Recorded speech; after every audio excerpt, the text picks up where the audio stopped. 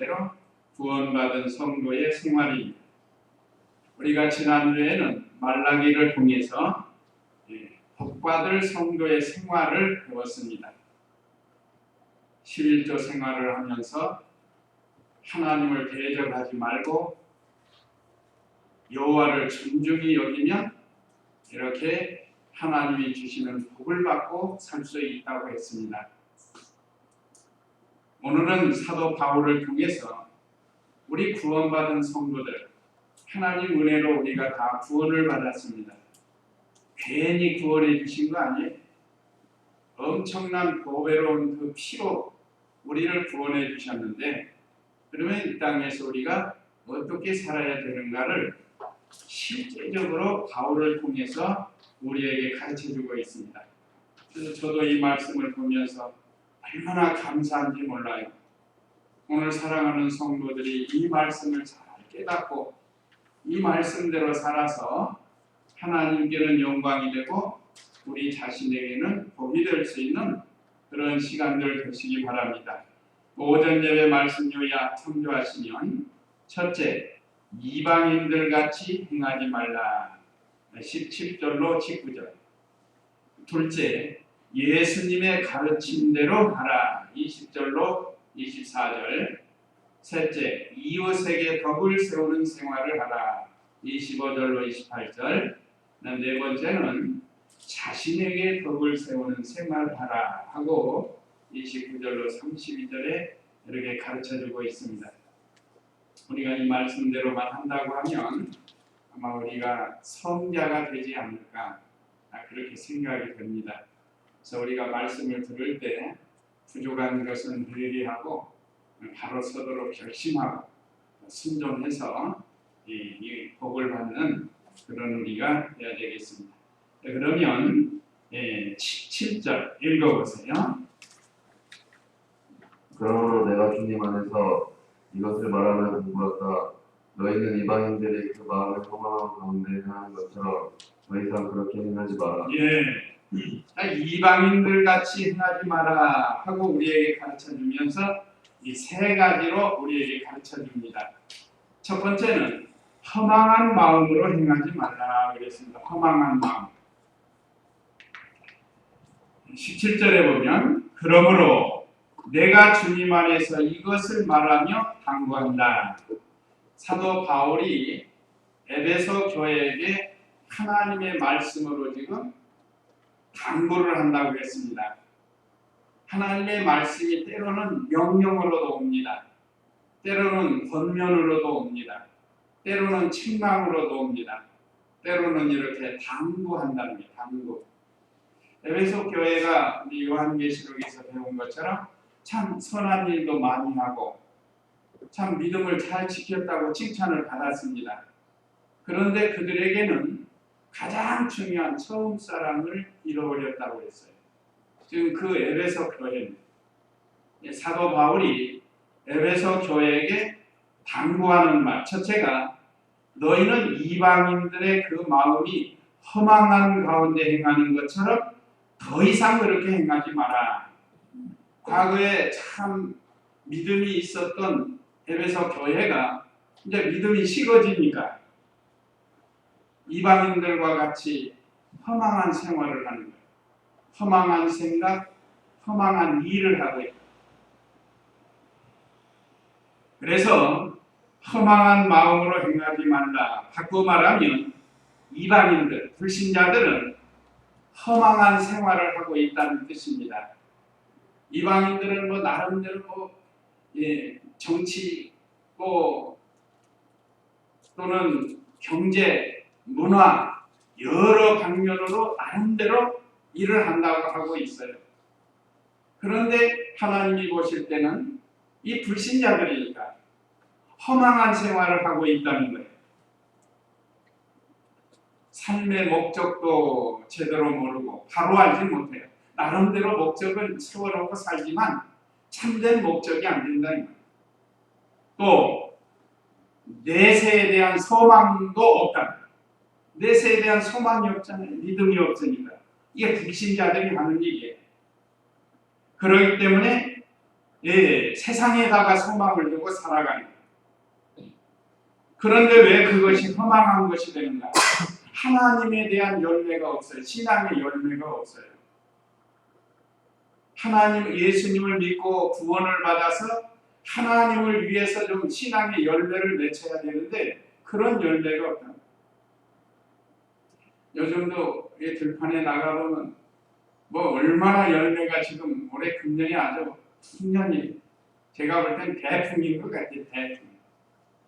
우리 무화과 나무도 대풍이 금년. 그런데 지금 요 며칠 전부터 까치가 와가지고 맛있는 걸 쩍쩍 쪼아 먹고 있어요. 요즘 오늘 보니까 또 하나 쪼아 먹었어요. 아침에 안 그러더니. 하여간 하나님께 대한 열매를 잘 맺히면 하나님이 기뻐하십니다. 자, 농부들이 배나무, 사과나무, 복숭아나무, 무화과나무 쭉 심었는데 열매가 없으면 얼마나 그 농부가 마음이 아프겠어요. 태풍으로 다 떨어지고 벌레가 와서 먹고 새가 와서 다 쪼아먹고 그래 얼마나 그 농부가 마음이 아프겠어요. 오늘날 우리가 바로 우리는 포도나무 가지가 되어가지고 좋은 열매, 극상품 열매를 맺도록 예수 그리스도를 통해서 우리에게 은혜를 주시는데 우리가 열매를 맺지 못한다고 하면 하나님께서 얼마나 안타까워하시겠어요. 근데 이방인들은 아예 그게 없어요. 이방인들. 우리는 회개하고 다시 열매를 맺을 수 있지만 이방인들은 그렇지 못합니다. 왜 그런가? 이들은 죽으면 끝나는 줄로 알아요. 죽으면 끝난다. 죽으면 끝나는 줄을 알고 천당은 물론이고 지옥도 몰라요. 그런데 막상 세상에서 아침 일찍부터 저녁 늦게까지 열심히 일을 한단 말이에요. 요즘 뭐 열심히들 일하잖아요. 근데 어느 날 갑자기 세상을 떠났다. 없는 줄 알았던 지옥이 있단 말이에요. 얼마나 더 허망하겠어요. 일평생 내세가 없는 줄 알고 살았는데 그러나 우리 기독 신자들은 천당이 있는 걸 분명히 믿잖아요. 하늘나라, 천국. 그렇기 때문에 우리가 그 나라를 위해서 우리가 이렇게 믿음을 지키면서 고난을 이겨나가고 있다. 그런데 믿지 않는 사람은 내세가 없는 줄 알고 그게 죽으면 끝이다. 아무것도 없다. 이렇게 생각합니다. 그래서 실제로 없는 줄 알고 죽었는데 지옥이 있다. 얼마나 허망하겠어요. 뭐 세상에서도 그런 일 많아요. 열심히 노력해서 재산을 많이 모았는데 하루아침에 다 사기당했다. 또 얼마나 허망하겠냐. 그러니까 세상 것은 있다가도 없을 수 있지만 이 하늘나라, 지옥, 천당과 지옥은 이건 우리가 분명히 잘 알고 이 땅에서 이방인들과 같이 이런 허망한 마음으로 생활하지 말라는 것. 그 다음에 18절 읽어보세요. 그들의 지각은 어두워져 있으며 그들 속에 있는 무지와 그들의 마음의 완악함 때문에 그들의 하나님의 생명에서 떠나 있다. 예, 굳어진 마음으로 행하지 말라 했습니다. 18절에 그들의 지각은 어두워져 있으며 그들 속에는 무지와 완고가 굳어진 마음입니다. 완고함 때문에 그들은 하나님의 생명에서 떠나 있다. 오늘 저와 우리 성도님들은 하나님의 생명과 연결이 되어 있습니다.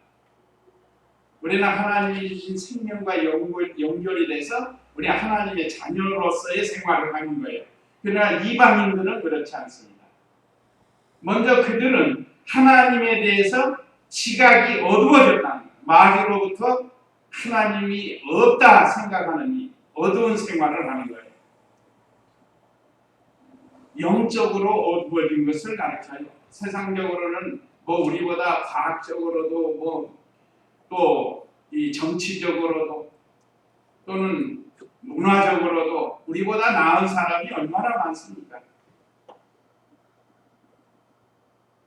그렇지만 하나님에 대해서는 그들의 지각은 어두워져 있으며 그들 속에는 무지와 완고함 때문에 그들은 하나님의 생명에서 떠나 있다. 그래서 예수님 믿으라고 전도하면요 얼마나 완고한지 몰라요. 그렇게 완고할 수가 없어요. 이게 굳어진 마음이라는 거예요. 굳어진 마음. 마음이 하나님이 없다고 굳어져가지고 이게 뿌리를 못 내려요. 마치 돌짝밭과 길가에 떨어진 그런 마음밭이다. 또 예수님 믿는 성도도 이런 마음이 될 때가 있습니다. 시험이 들어가지고 마음이 굳어지면 아무리 하나님 말씀으로 건면해도 전에 그렇게 좋았던 관계가 이렇게 굳어지면 이거 받아들이지 못해요. 그래서 우리 성도들 중에는 가시밭에 떨어진 씨앗과 같은 그 가시밭과 같은 마음, 이런 씨가 떨어지긴 떨어졌는데 이 생명력이 막 이렇게 쭉 자라지를 못해요. 그러니까 열매도 못 맺죠. 그런 성도가 있고 이방인들은 아예 길가와 돌짝밭과 같아서 하나님의 말씀의 씨가 뿌리를 내리지 못한다. 그건 마가복음 4장 14절 이하에 있습니다. 그러니까 우리 마음이 굳어진 마음이 되면 안 된다는 거예요. 하나님에 대해서 언제나 우리는 그 옥토와 같이 부드러운 마음, 그 부드러운 마음 같이 돼야 된다. 그래야 거기에 씨가 떨어지면 열매를 잘 맺죠. 우리 지금 이 예배당 뒤쪽으로도 그 천상의 나팔이라 하얀 꽃이 지금 피고 있는데 여기 앞에도 있고 그 신기하게 그 생명력이 얼마나 강한지 지금 이제 이 씨앗이 지금 맺혀 있어요. 그게 언젠가 툭 터져요. 터지면서 잘 자란 씨앗이 쫙 퍼져서 떨어져요. 내가 처음에 여기 옮길 때 볼 때 그때 피리리리한 거 여기 떨어져 가지고 피리리리한 거를 갖다 심었거든요. 근데 저렇게 잘 자라는 거예요. 이 지금 땅만 좋았으면 막 나무처럼 자랐을 겁니다. 나무처럼. 근데 지금 땅이 안 좋아요. 바닥이 콘크리트. 흙은 얇고. 그래서 우리 마음이 이렇게 굳어지면 말씀에 뿌리를 내리지 못하고 자라나지도 못하고 열매도 맺지 못하는 거예요. 이건 이방인들은 굳어진 마음으로 행하기 때문에 오늘 여기 말씀처럼 하나님의 생명에서 떠나 있다는 거예요. 생명에서 떠나 있습니다. 근데 저와 우리 성도님들은 감사하게 하나님의 생명이 우리 안에 와 있어요. 감사하죠? 자, 그 다음에 19절 읽어보세요. 19절. 그들은 감각 없는 자들이 되어 자신들을 강타에 메어줌으로 화면 가운데서 온갖 더러운 일을 행한다. 예, 더러운 욕심으로 행하지 말라고 했습니다. 이방인들은 더러운 욕심으로 행해요. 심지어 예수님 믿는 사람도 더러운 욕심으로 행하는 사람이 있는데 우리는 그러지 말라는 거예요. 안 믿는 사람 이방인, 여기 이방인은 불신자를 가르치는데 불신자를 통해서 우리에게 주시는 교훈입니다. 그래서 우리가 세상에 안 믿는 사람들을 보고 이 배우지 말아야 할 것은 배우지 말아야 해요. 또 이방인이래도 배울 게 또 있어요. 필요 없는 게 아닙니다. 이방인도 다 필요해서 하나님께서 내셨어요. 근데 그들의 결말은 예수님을 믿지 않고 결국은 이렇게 허망한 마음으로 살고 굳어진 마음으로 살고 더러운 욕심으로 살다가 결국은 하나님의 심판을 받는데 너희는 그렇게 하지 말라는 거예요. 그래서 이방인들 같이 행하지 말라 하고 사도 바울을 통해서 이 말씀을 준 겁니다. 이방은 진리에 대해서 감각이 없어요. 아까도 말씀드린 복음 전하면 감각이 없어요. 죽었습니다. 죽은 자는 감각이 없습니다. 그 죽은 시체 아무리 건드려봐도 감각이 없어요. 살아있는 사람은 감각이 있게 됩니다. 그러니까 우리 성도는 살아있어요. 그러니까 우리 성도들이 혹시라도 마음이 굳어져가지고 무감각한 상태에서 신앙생활하면 안 된다는. 우리는 하나님의 은혜로 살아 역사하는 그런 믿음이 되어야 돼. 우리가 이 사람들은 방탕하고 정욕으로 기울어지고 온갖 더러운 것을 해요. 요즘 뉴스 보면 막 참 눈 뜨고 볼 수가 없을 정도로 더러운 세상이 됐어요. 특별히 성적으로 얼마나 더러워졌는지 모르겠어요. 도대체 이건 볼 수가 없고 믿고 맡길 수가 없는 이런 시대가 됐어요. 심지어 교회 안에서도 그런 일들이 일어나는 거. 그냥 너무 마음이 아픕니다. 이게 하나님의 영광이 가려지는 일입니다.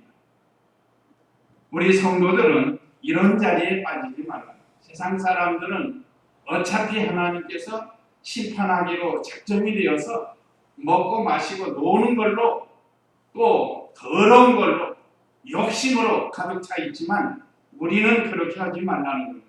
그래서 우리는 이방인들 같이 행하지 말라고 이렇게 말씀을 주셨습니다.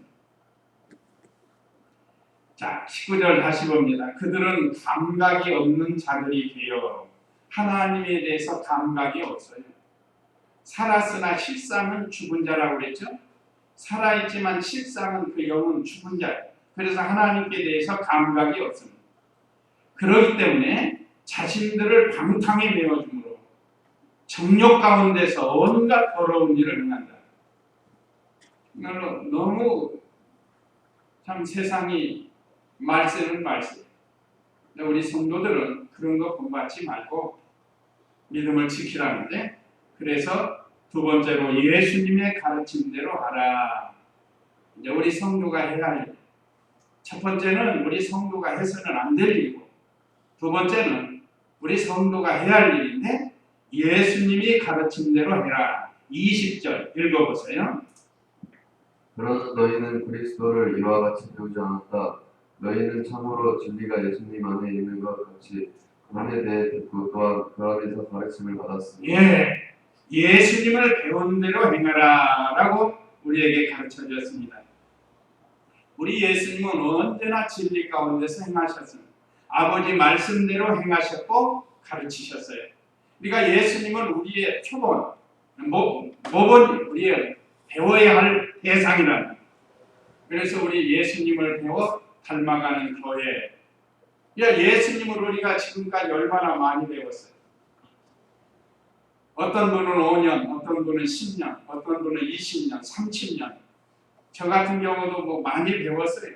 예수님을. 그런데 예수님을 배운 대로 행하지 못한 때가 많이 있습니다. 자, 예수님은 기도의 모본을 보여주셨어요. 새벽 미명이면 감람산에 가서 기도하셨어요. 예수님은 순종을 모본으로 보여주셨습니다. 사랑을 우리에게 보여주셨습니다. 온유 겸손한 것을 배워주셨습니다. 자, 우리가 예수님을 얼마나 많이 배웠어요. 그 예수님이 가르친 대로, 배운 대로 우리가 행해야 된다고 우리에게 가르쳐 주셨습니다. 우리 성도는 언제나 하나님 말씀을 배운 대로, 특별히 예수님을 배운 대로 하는 거예요. 예수님 배운 거. 예수님은 온유 겸손하고 사랑이 풍성하시고 기도하시고 순종하시고 전도하시고 우리가 배운 게 얼마나 많은지 모릅니다. 그걸 우리도 행하라는 거예요. 그 다음에 22절 읽어보세요. 너희가 거짓된 욕망을 따라 썩어져가는 구습을 따라서는 옛사람을 벗어버리고. 구습을 따르는 옛사람을 벗어버리라. 우리 예수님은 옛사람이 없어야 해요. 우리로 하여금 온전히 새 사람을 보여주신 것. 그러니까 우리는 옛사람이 있어요. 그래서 우리는 옛사람을 벗어버리는 일. 그것이 현재 우리 신앙생활입니다. 다른 말로 구원 이루어 나가는 거고 살아나는 거예요. 이것을 하라고 가르쳐주고 있습니다. 그러려면 구습을 벗어버려야 됩니다. 너희가 거짓된 욕망을 따라 썩어져가는 구습을 따라 사는 옛사람을 벗어버리고, 옛사람은 이 육체의 욕심을 따라서 사는 거예요. 옛사람은 욕심 따라 사는 사람. 그러니까 우리에게 새 생명, 말씀과 성령으로 거듭난 새 사람을 우리에게 주셨습니다. 그래서 우리 속사람이 이 새 사람과 옛 사람이 날마다 우리는 싸우는 거예요. 우리는 옛 사람 따라가지 말고 새 사람을 따라 살아야 된다는 거예요. 새 사람은 하나님이 주신 생명, 새 생명을 가르칩니다. 그러나 아직도 우리 속에 옛 사람이 있어가지고 자꾸 옛 것으로 살아가고 세상으로 가게 하고 욕심 부리게 하고 그렇게 하는 것이 이 구습이다. 옛 사람이 하는 일이에요. 그건 썩어질 것이라고 했습니다. 썩어질 것. 썩어져가는 구습을 따라 사는 옛 사람을 벗어버리고, 그러니까 우리가 신앙생활하면서 이걸 많이 벗어버리면 이제 성자가 되고 예수님을 많이 닮아가는 사람이 되는 겁니다. 그래서 저와 우리 성도님들도 새 사람으로 살아서 옛 사람을 벗어버리는 생활 힘써 하도록 해야 돼요. 그 다음에 23절, 24절 읽어보세요. 너희 마음의 영으로 새롭게 되어 하나님을 따라 진리의 의와 거룩함으로 지으심을 받은 새 사람을 입어라. 예, 하나님을 따라 새 사람을 입으라. 전절과 비슷한 거예요. 전절은 옛 사람을 벗어버리는 생활, 욕심을 버리는 생활, 이거를 하고 이제는 새 사람을 적극적으로 입어나가는 생활. 이것은 너희 마음의 영으로 새롭게 되어, 그러니까 우리 이 마음이 영으로 지배를 받으라는 겁니다. 마음은 옛사람, 부패성이 있을 수도 있고 새사람, 중생한 영이 있을 수도 있는 기관이에요. 마음이. 그러니까 이 마음이 하나님, 중생한 영에 이용당해서 하나님 말씀을 순종하면 새사람으로 살 수 있는 거고, 옛사람에 붙들려가지고 이 마음이 따라가면 하나님을 떠나서 죄를 짓게 된다.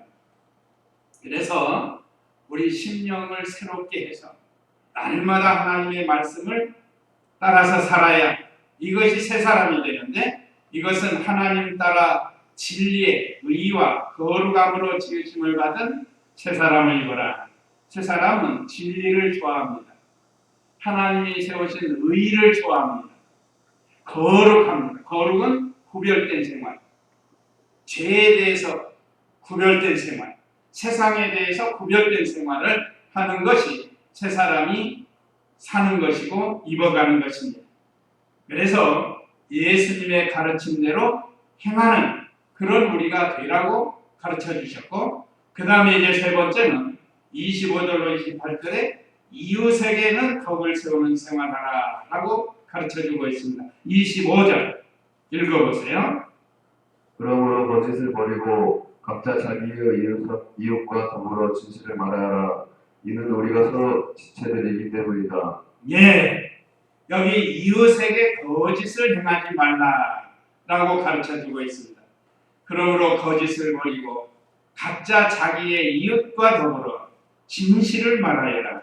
이는 우리가 서로 지체들이기 때문이다. 성도가 거짓말해서는 안 된다는 것인데, 왜 그런가 하면 거짓말도 한두 번 하다 보면 이게 습관이 돼요. 저도 그 전에 보면 본의 아니게 거짓말할 때 있어요.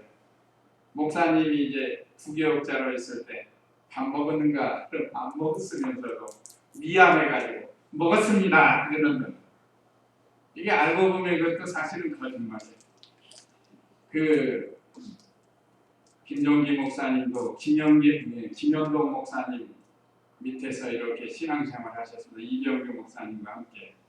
근데 그 김종기 목사님이 김현동 목사님 가방을 들고 다니셨다고 해요. 그런데 목사님 댁에 가서 이제 목사님 불러서 가잖아요. 그럼 아침 먹었는가 하고 꼭 물으십니다. 그러면 안 먹었다고 하면 이리 와서 같이 먹세요 하고 주시는데, 먹었다고 하면 그 다음은 뭐 그 이상 말을 안 하신대요. 그렇게 그분이 그렇게 신앙생활을 했다고. 그래서 진실해야 된다. 우리 이기선 목사님은 진실을 우리 성도들이 진실해야 된다고 가르쳤죠. 첫째도 진실, 둘째도 진실, 셋째도 진실. 이게 여기 거짓의 반대가 진실인데, 우리는 진실한 성도가 되라는 거예요. 특별히 이웃에 대해서 거짓을 말하면 안 된다. 자신을 속이는 거고 남을 속이지만 자신은 하나님의 패는 속이지 못한다. 그렇기 때문에 거짓을 행하지 말라라고 얘기하죠. 특별히 이 신앙적인 거짓이 있어요. 신앙적. 하나님이 없다라고 하는 사람들, 이 이방인들은 그래요. 그 거짓말이거든요. 저는 그래서 이 거짓말 중에 최고의 거짓말이 무슨 거짓말이냐? 하나님이 없다라고 하는 거. 이게 거짓말이에요. 하나님이 분명히 계시는데 하나님이 없다고 하는 거. 그래서 우리 기독 신자들은 하나님이 계신다 하고 믿는다. 그냥 이방인들은 그렇지 않습니다. 그 다음에 두 번째는 화내지 말고 분을 품지 말라고 했습니다. 26절 읽어보세요. 화를 내어도 죄를 짓지 마라. 해가 지도록 불을 품지 말고 마귀에게 틈을 주지 마라. 예, 화내지 말고 분을 품지 말라고 했습니다. 화를 내어도 죄를 짓지 말고 해가 지도록 분을 품지 말고 사람이 화가 나올 수 있다는 이걸 나올 수 있는 걸 전제로 했어요. 화를 내어도 사람이 건드려서 화 안 내는 사람이 거의 없잖아요. 그건 우리 속에 부패성이 있다는 그런 뜻이에요. 그런데 화가 났지만 죄는 짓지 말라는 거예요. 왜 그런가? 그건 마귀에게 틈을 주는 거라고 했습니다. 또 해가 지도록 분을 품지 말라고 했습니다. 사람이 분이 날 때 있지만 그걸 기도하면서 하나님의 은혜로 삭혀버려야 된다. 삭혀버려야지. 그 분을 꽉 가지고 있으면요. 그 다음에 그 상대방의 얼굴을 볼 때도 괜히 기분이 나쁘고 마주치기도 싫고 그렇게 되는 거예요. 오늘 저와 우리 성도님들은 이거를 해야 돼요. 이거. 가정에서도 그렇고 교회에서도 그렇고 사회생활 속에서도 그렇습니다. 세상에 분이 없는 사람이 어디 있고 화 안 내는 사람이 어디 있겠어요. 그러니까 얼만큼 참느냐에 달려 있습니다. 참고 지나가면 별거 아니에요, 그거. 그런데 마귀가 그걸 가지고 막 역사를 해가지고 교회 안에서도 서로 화내고 다투고 분내고 그러면요, 딱 갈라져요. 그게 교회 천국이 아닙니다. 여러 번 봤어요, 교회 안에서. 그러면 못습니다. 오늘 저와 우리 성도님들, 우리 성도들이 서로 부족한 면을 서로 감싸주면서 찬송도 잘하잖아요. 서로 감싸주자고 하면서도 실제는 그렇지 못한다. 그거는 믿음 생활이 바로 되는 게 아니에요. 그래서 우리는 화내지 말고 분을 품지 말라. 왜요? 마귀가 틈을 푼다 이 말이에요. 그거 가지고 속에서 역사해가지고 보기 싫어하고 미워하고 나중에는 죽이고 싶고 막 그런 게 생기게 만드는 게 마귀가 틈이 타서 그런 겁니다. 그러니까 우리가 화가 나오면 분이 들어오면 기도하면서 하나님의 말씀과 성령으로 그걸 섞어버려야 돼요. 그래야 미워하는 마음도 안 생기고 죽이고 싶은 마음도 생기지 않는 겁니다. 이건 우리 사람들이 잘못해서 요즘 보세요. 그냥 쳐다봤다고 죽이고 좀 시비 걸었다고 죽이고 얼마나 악한 세상이 됐는지 몰라요. 위층에서 퉁퉁거린다고 가서 죽이고 주차 때문에 시비 붙어가지고 죽이고 이게 전부 화에서 나온 겁니다. 사람이 분이 나면요 물불을 안 가린다는 말이죠. 이게 나오면은 저도 옛날에는 좀 그랬는데 이 말씀을 붙들고 살아요. 분을 내어도 죄를 짓지 말고 해가 지도록 분을 품지 말라. 마귀로 틈타지 못하게 하라 하는 말씀을 붙들고 이제 웬만큼 저 건들면 저 화가 안 나오고 분도 안 나와요. 참는 자에게 이긴 길입니다. 자, 그 다음에 28절 읽어보세요. 도둑질하는 자는 더 이상 도둑질하지 말고 오히려 분부한 자에게 나누어 줄 것이 있도록 자신의 손으로 선한 일을 하여 수고하도록 하여라. 예, 도적질하지 말고 수고해서 일하여서 나누어 주도록 하라고 했습니다. 요즘 도적들도 얼마나 많아요. 살기 어렵다고 도적하고 강도하고 살인하고 사기하고 엊그제 뉴스 보셨죠?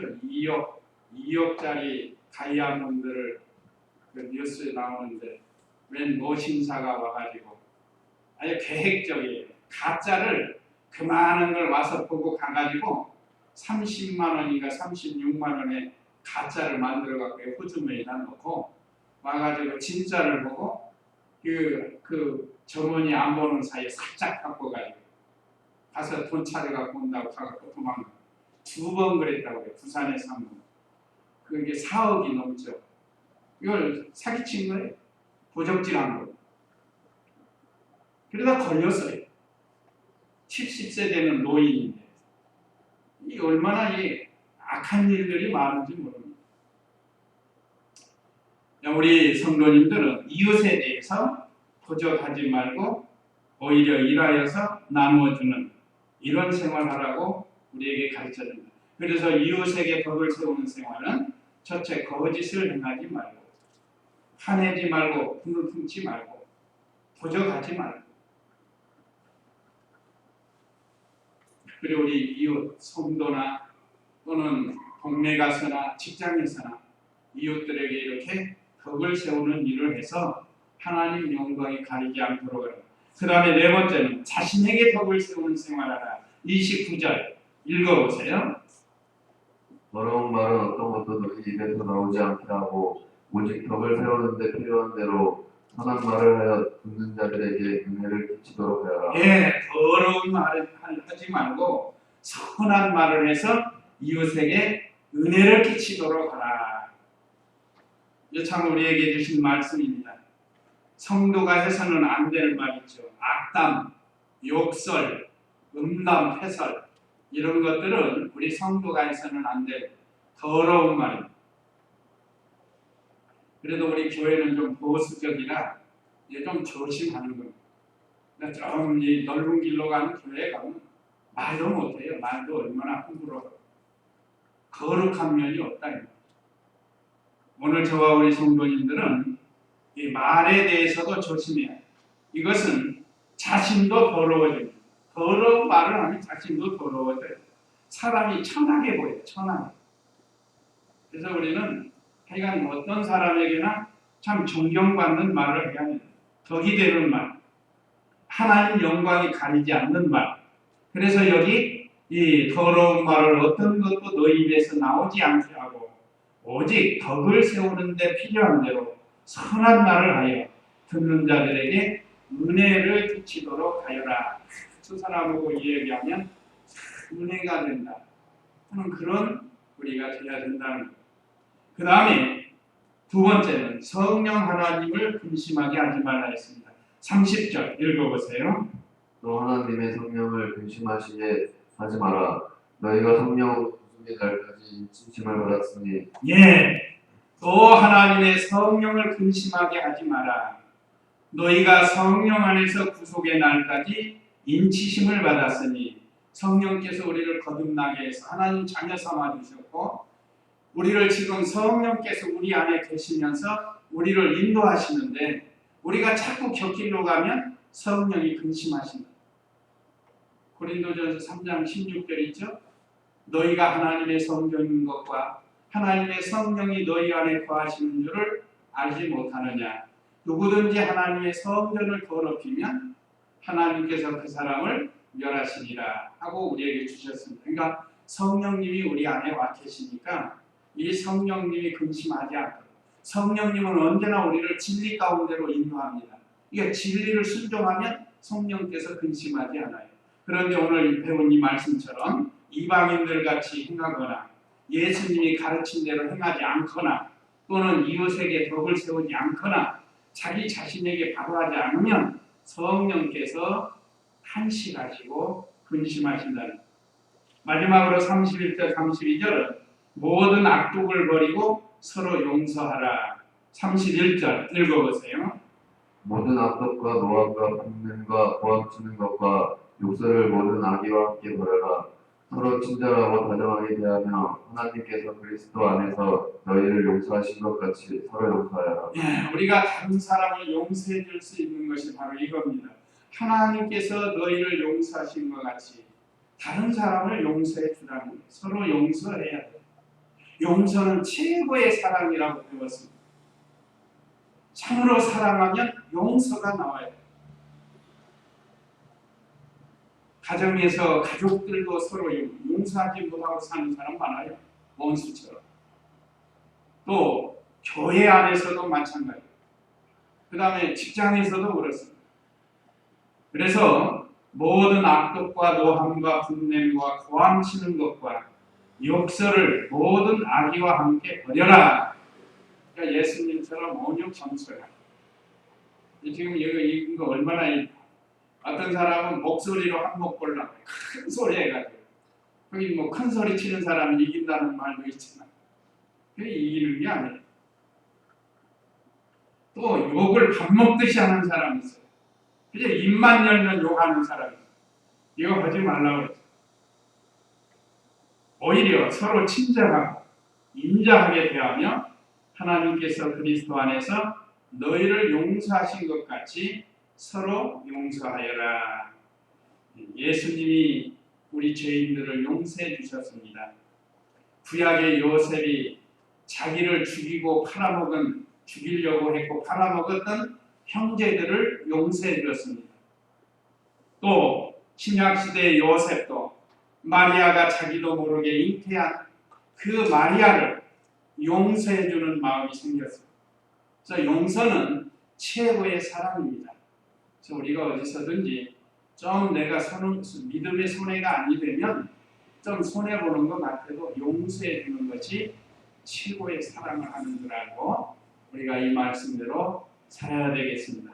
그래서 오늘 이 말씀 참 성경 말씀에 있는 거니까 구원받은 성도의 생활 이방인들 같이 하지 말고 또 이제 집에 가셔서 더 읽어보시고 예수님의 가르치신 대로 행하고 또 다른 사람에게 덕을 세우는 것, 그 다음에 자기 자신에게 덕을 세우는 일을 잘하는 저와 우리 성도님들 다 되시기 바랍니다. 이제 이 말씀 기억하시고 우리 다 같이 잠시 기도.